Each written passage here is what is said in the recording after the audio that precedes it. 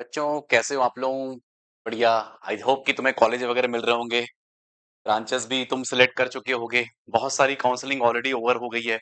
BITSAT की हो गई, डब्ल्यूबीजेई की हो गई, कॉमेट की हो गई, है ना? सब चल रही है लगभग ही। कुछ कुछ लास्ट फेजेस में है बिल्कुल ये। ताकि भी लगभग ओवर है ये। अब सीसैप चल रहा है ये। बहुत सारा सर कंफ्यूजन है। मैं क्या करूं, कैसे करूं? मैं जेई की प्रिपरेशन करूं कि नहीं करूं? बहुत सारे मैसेजेस मेरे पास आ रहे थे कि सर करें कि नहीं करें, और मैं ड्रॉप लूं कि नहीं लूं, कि मैं पार्शियल ड्रॉप लूं। क्योंकि हम इस टॉपिक में सिर्फ डिस्कशन करेंगे पार्शियल ड्रॉपर के बारे में।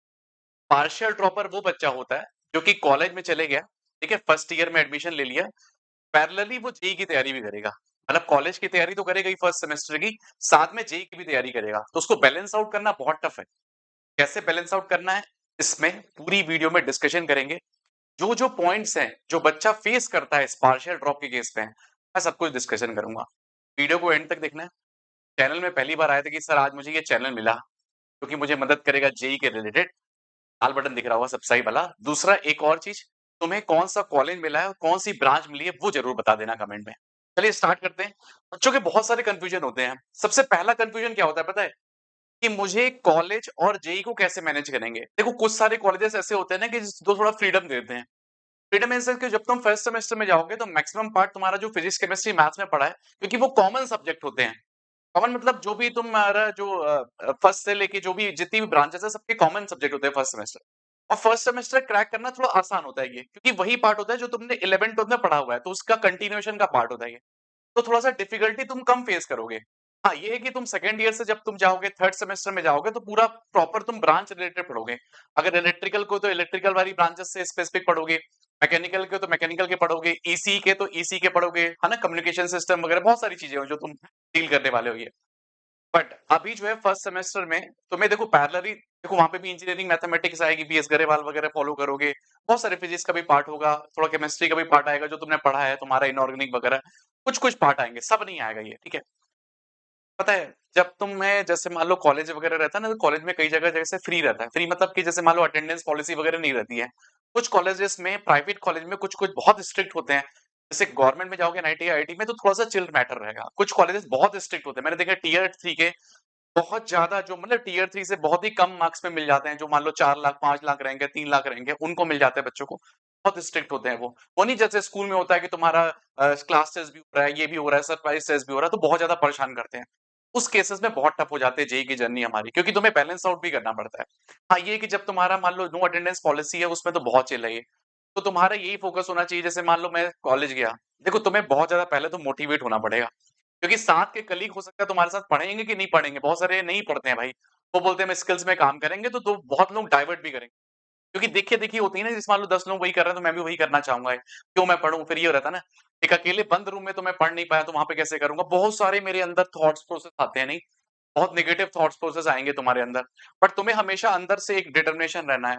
एक ये रहना है कि मैं क्रैक कर सकता हूँ मैं डेफिनिटली। एक अच्छे कॉलेज की तरफ मैं मूव ऑन कर सकता हूँ ये।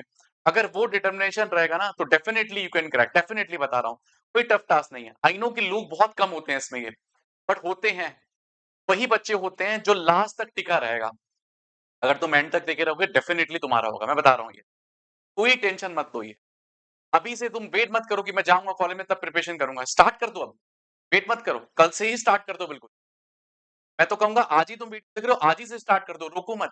अपना जैसे तुम प्लानर में चल रहे थे, जैसे तुम 11th-12th या ड्रॉपर की तुमने प्रिपरेशन की, या तुम ड्रॉप 2 हो गए या ड्रॉप 1 हो गए या 12th के हो गए, ठीक है? तो मैं यही कहूँगा कि प्रिपरेशन कंटिन्यू रखो।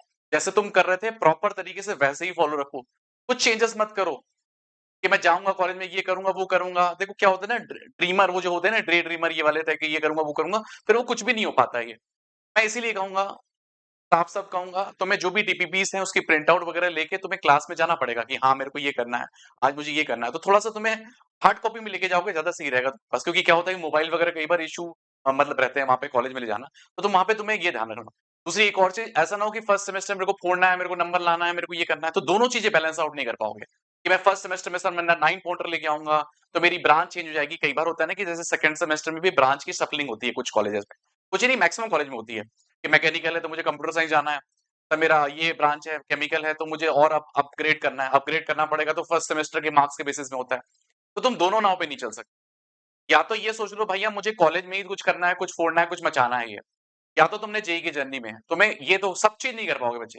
ठीक है? तो मैं यही कहूँगा कि तुम सोच लो कि भैया मुझे को जेईई की प्रिपरेशन करनी है, कि हाँ, मुझे बेस्ट तरीके से करना है।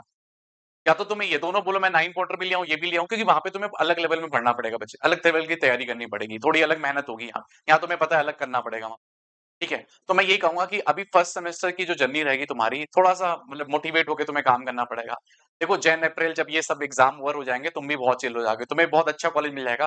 जैसे मान लो टियर 1 में जो अच्छे एनआईटीज़ में बैठा हुआ है, बहुत टेंशन फ्री है कि भाई अब मेरे को यही करना है ना? या तुम्हारा जैसे मान लो कोई आईआईटीज़ में है, हाँ, मुझे यही करना है। कुछ एनआईटीज़ के ही बच्चे मैं देखता हूँ कि वो तैयारी करते हैं आईआईटीज़ मैंने देखे 98, 97 वाले भी ड्रॉप लेते हैं, 99 तक मैंने देखे ड्रॉप ले लेते हैं, क्योंकि उन्हें लगता है कि आईआईटी जाना है वो अलग केस है।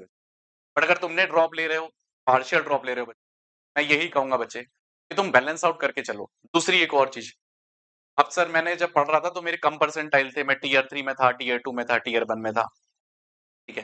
दूसरा कि सिलेबस को मैं कंप्लीट करूँ कि पार्शियल इम्पोर्टेंट चैप्टर बस कर लूँ, 10 चैप्टर कर लूँ, 5 चैप्टर कर लूँ। मैं ये कहूँगा अगर तुम्हें जेईई में सच में रैंक निकालनी है, इस बार भी अगर तुम रहे हो, अगर तुम टाइम पास नहीं कर रहे हो, तो मैं ये कहूँगा पूरा सिलेबस करो। मत देखो तुम्हारे वो 10 चैप्टर, वो 5 चैप्टर, ये जेईई की जर्नी बहुत अलग हो गई है बच्चे अब। वो पहले काम करता रहा, जब 2020 के पहले जब मान लो 1 ही 2 पेपर हुआ करते रहे, वो काम करते रहे। अब नहीं करते हैं बच्चे वो, कि हम बस वो पढ़ लें, वो वाले चैप्टर पढ़ लें, हो जाएगा मेरा काम, नहीं, बहुत कॉम्पिटिशन है बच्चे, तुमने देखा है कॉम्पिटिशन। पेपर का लेवल हर बार चेंज होता है ये, हर टॉपिक से तुम्हें कवर करने की कोशिश करते हैं ये। तो मैं यही कहूँगा कि तुम मतलब एक भी चैप्टर मत लीव करो, हर एक चैप्टर को बहुत अच्छे से रिवाइज़ करो। कैसे करें? दूसरी बात आती है कि वन शॉट करें कि थ्योरी करें? देखो वन शॉट उनके लिए बच्चों के लिए जो ऑलरेडी एक बार पढ़ लिया है। पर मैं तो ये कहूँगा वन शॉट तुम्हें देखने की ज़रूरत भी नहीं है दूसरी चीज़, पता है? तुम खुद से रिवाइज़ करो, ज़्यादा बेटर रहता है, पता है? उससे क्या होगा तुम्हारे 6 घंटे की जर्नी देखोगे उसमें मान लो 8-10 सवाल होते हैं, लाइव वाले देखोगे तो और कम होते हैं। रिकॉर्डेड में तो चलो फिर भी तुम्हें अच्छा कंटेंट मिल जाता है, मान लो रिकॉर्डेड का कोई 6 घंटे का तुम्हें सेशन मिल रहा है, रिकॉर्ड वाले, वो तुम्हें ज़्यादा हेल्पफुल रहेगा। लाइव वाले क्या है कि 12 घंटे का भी है ना, उसमें 4 ही 5 घंटे तुम देखोगे उसकी मतलब एफिशिएंसी होगी। क्योंकि वो चैट भी कर रहे होंगे, बात भी कर रहे होंगे, बहुत सारी चीज़ें हैं। मैं तो ये कहूँगा इस 12 घंटे को बचाने से अच्छा है कि तुम डेली 2-2 घंटे खुद से बैठ के रिवाइज़ करो। बहुत अच्छे से और बहुत बढ़िया से होगा, बेस्ट तरीके से होगा, अगर तुमने पढ़ा हुआ है तो।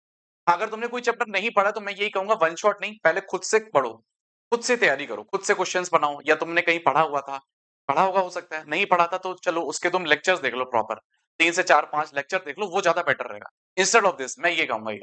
हाँ, कई लोग बोलते हैं ये देख लो, वो देख लो, दूसरों की राय में फिर तुम्हारा भी नुकसान हुआ है कि नहीं? बहुत सारी चीज़ें नुकसान हुई हैं। मैं ये कहूँगा तुम्हारा नुकसान नहीं होने दूँगा बच्चे। तुम्हारा बेस्ट ही होने दूँगा जो तुम्हारा बेस्ट तरीके से होगा ये।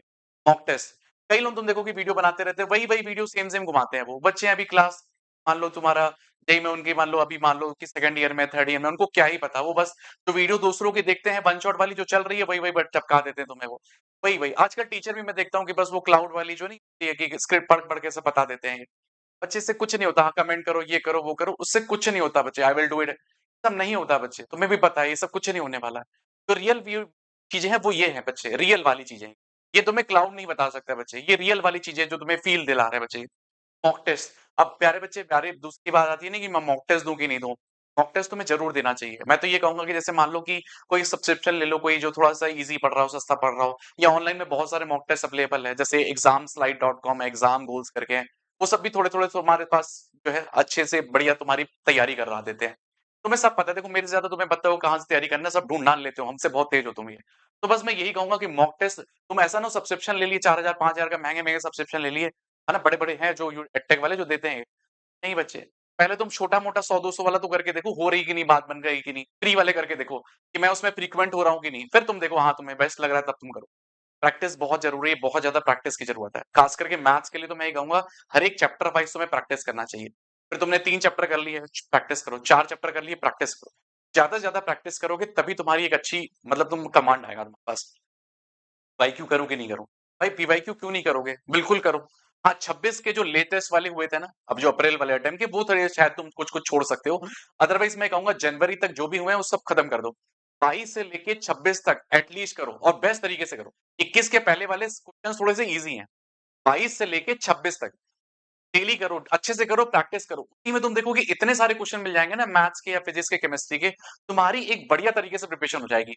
हाँ, टाइम बाउंड प्रैक्टिस करो, जैसे 1 मिनट या 1.5 मिनट लेके अच्छे से प्रैक्टिस करो ये। दूसरी चीज़ आ जाती है रिसोर्सेज़ टू प्रैक्टिस। भाई कोई भी एक मॉड्यूल उठा के प्रैक्टिस कर लो, कोई भी किताब लेके प्रैक्टिस कर लो। हमें लगता है ब्लैक बुक कर लें, देखो सिंगेज वगैरह तो देखो मतलब है कर सकते हो बट इतनी सारी है ना, इतने सारे क्वेश्चन है तो तुम वैरायटी नहीं कर सकते। ये वही बच्चा कर सकता है जो 11th में बच्चा है या 12th का बच्चा है वो ज़रूर कर सकता है, क्योंकि उसमें बहुत टाइम होता है करने का ये। बट मैं ये कहूँगा तुम्हारी जर्नी में बहुत टफ है अभी ये। इसलिए मैं कहूँगा छोटी किताब ले लो, जैसे मान लो तुम्हें ब्लैक बुक लगानी है। अब ब्लैक बुक में मेरे कंटेंट थोड़ा-सा मुझे लगता है स्पेसिफिक नहीं है। मतलब बहुत सारे क्वेश्चंस जो हैं वो तुम्हें अब मिलेंगे ही नहीं, क्योंकि वो पूरा रिलेवेंट टाइप का हो गया है बच्चे के। बहुत एडवांस देखो पहले एडवांस के लिए वो बहुत हेल्पफुल हुआ करती थी।